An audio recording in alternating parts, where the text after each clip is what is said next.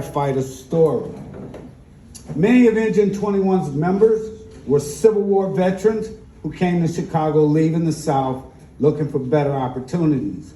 The original members of Fire Engine Company 21 were, in fact, freedom givers and waymakers. As Civil War veterans, they transitioned from slavery to freedom by proving their bravery and dedication to saving lives and protecting property as Chicago firemen. Fire Engine Company 21, established December 21st, 1872, became a part of Chicago's mainstream and proved their diligence to the fire service with their innovative invention of the firehouse sliding pole. Bravery in the face of danger, and by living up to and surpassing the overwhelming opinion from a segregated, racist white society. Engine 21, a 9-member fire engine company with 2 whites, foreman David B. Kenyon and engineer Henry Pethybridge, 7 blacks, assistant foreman James E. Porter, pipeman Willie Hawkins, James Johnson, hose cart drivers Stephen Payne and George Adams, watchman George Reed, and stoker William Watkins. Engine 21 led a stellar career in Chicago as Chicago's first black fire company in America, paid black fire company in America at a time when America and the world were transitioning from slave labor to, in fact, cheap black labor. In 1877 to 78, foreman David B. Kenyon was given credit for the sliding pole invention, but later he and the fire company took credit when no patent was received. Engine 21 was usually first in at fires with response times hitting the door in the daytime unbelievable, 12 to 14 seconds. Night response, 24 to 25 seconds. Engine 21 went on to lead the Chicago Fire Department in total fires attended, work time, and incidents responded. They earned and gained a reputation of putting out fires and making fire rescues, making them one of Chicago's top fire companies. It is said that Engine 21 as a fire company made more rescues than any other local fire company. From 1872 to 1927, Engine 21 had 3 locations. Original firehouse was located at 47 Eldridge Court. That's on 9th Street between State and Wabash underneath the old tracks today. Then an old address of 313 3rd Avenue, today is 1213 South Plymouth Court, where the firehouse sliding pole was invented. As a matter of fact, this was a 3-story building. And 47 West Taylor in the rail yard. It was following April, pay attention to this. It was following a fire April 11, 1927. Location, 28 East 28th Street. And I'll talk about that location in a few minutes. Where 5 people died and over 20 jumpers suffered serious injuries, causing public complaints. Complaints from the community was, if Engine 21 was there, they would have helped those people. So through the complaints, as well as they denounced the mayor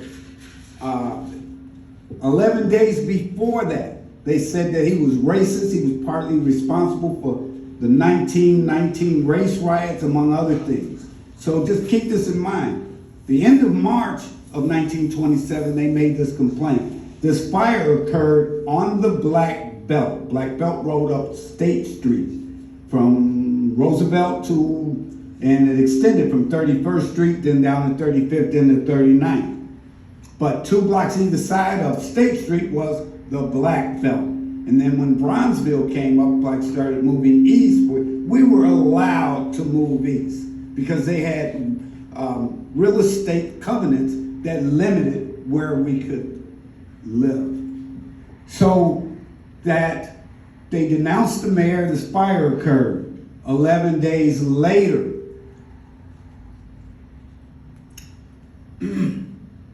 April 22nd, 1927, Engine 21 then was relocated from the rail yard to the heart of the Bronzeville community. So protesting does work.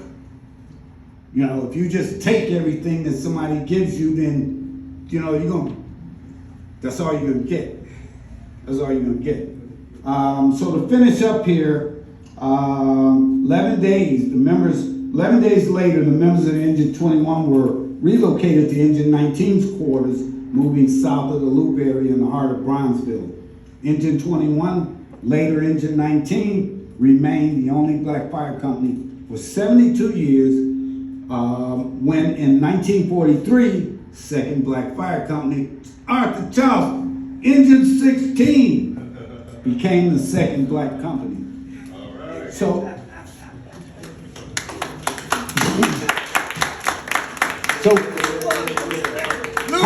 kind of in a nutshell, that's a general story about Engine 21. Now, there's a couple of things I want to add before I start speaking on these photographs.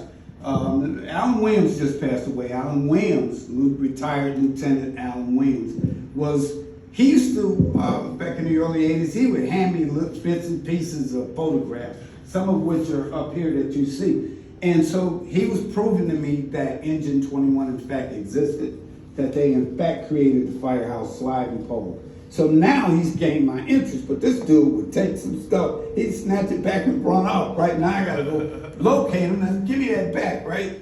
But so once I found out about Engine 21, them inventing the sliding pole, them being as heroic and meeting the challenges that they met, I knew then that I had to write a book. I had to tell somebody else. You know, it didn't make sense.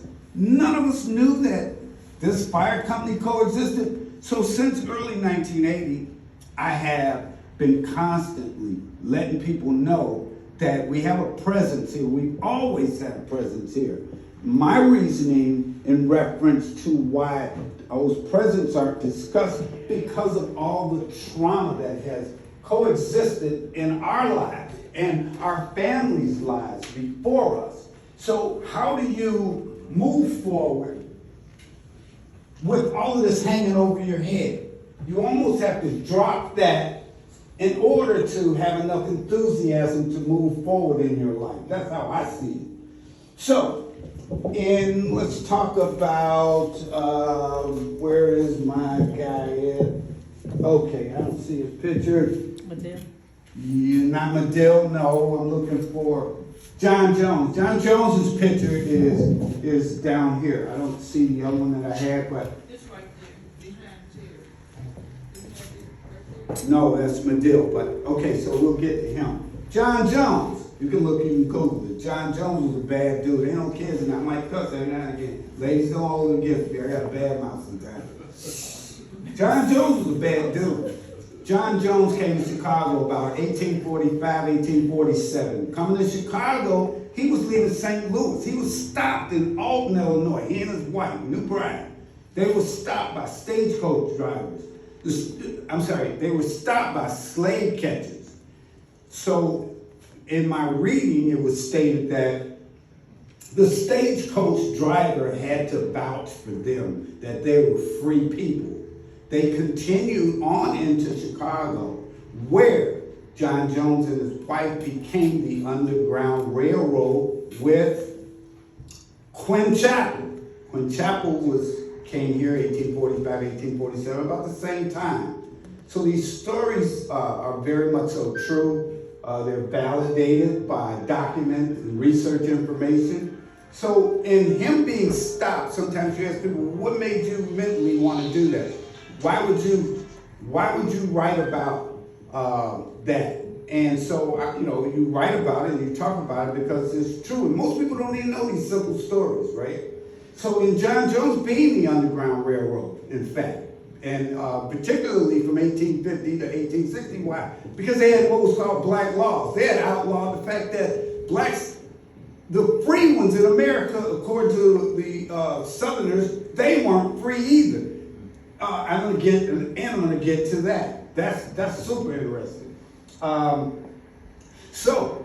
John Jones became friends with Mayor Medill. And I'm gonna move on to Medill. Medill was an attorney. He was a editor of the Chicago Tribune newspaper.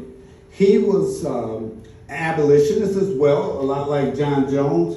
The same individual reported from Washington, D.C. during the war, 1861 to 1865.